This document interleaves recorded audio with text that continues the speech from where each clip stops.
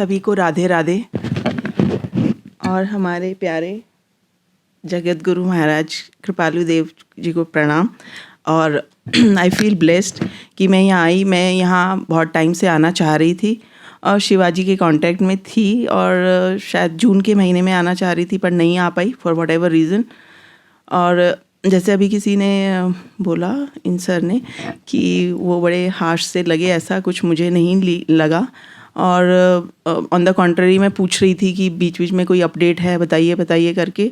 Suddenly अभी मेरे पास ऐसा टाइम था कि मैंने जॉब से अभी थोड़ा सा ब्रेक लिया हुआ है बिकॉज़ शायद ये डेस्टिन था, भगवान की कृपा थी कि इसी वक्त आना था, क्योंकि मुझे छुट्टी नहीं मिलती और ये हो नहीं पा रहा था। और मैं जून में इसलिए इंटरेस्टेड थी कि मेरी छुट्टियां थी, लेकिन तब नहीं हो पाया। और अभी जब समय आया तो भगवान जी ने मुझे ये मौका दे दिया और अपने आप से उनकी तरफ से आया कि Dimple these are the dates, आप कब आना चाहेंगी। एंड आई वाज लाइक अरे वाह, अपने आप से ही हो रहा है ये सब कुछ बढ़िया से।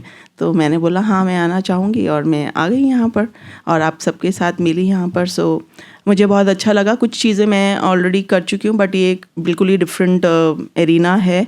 और बहुत सारी सेवा समिति करके ऐसे सुना तो है बट सेवा भाव का वहाँ कुछ छोटा मोटा भाव रहता है, लेकिन यहाँ पे एक्चुअली जो सेवा है वो सेवा एक्चुअली आई कुड फील, और आप सबने भी शायद इसको अनुभव किया होगा। So I am very I am feeling blessed and I am very thankful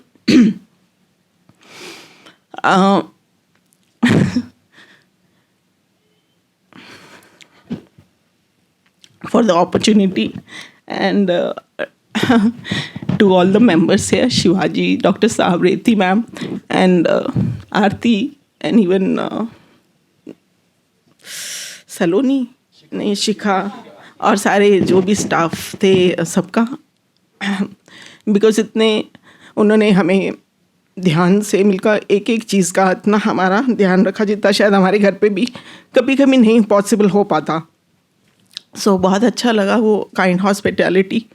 और शिवाजी नहीं क्योंकि मैंने एक क्वेश्चन पूछा था उनको कि यहाँ आ रहे तो हैं कि वेदर कैसा है करके, और कुछ ऐसा है स्पेशल कुछ लाना है या कुछ ऐसा कुछ है क्या तो बता दीजिए। तो उन्होंने बोला नहीं आप अपने कपड़े रखिए, ये रखिए और मेडिसिन वगैरह वो रखिए और बस बाकी तो आप घर ही आ रही हैं, आ जाइए।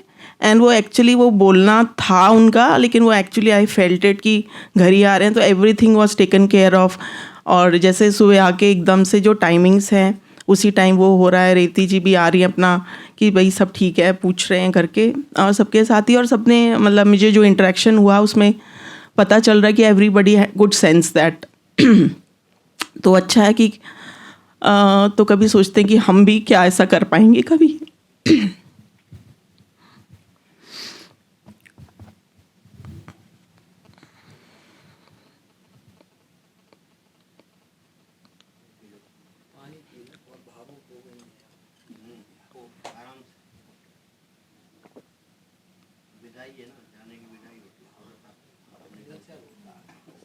मुझे ये डर है कि अगला मेरे ग्लास में उठाऊं।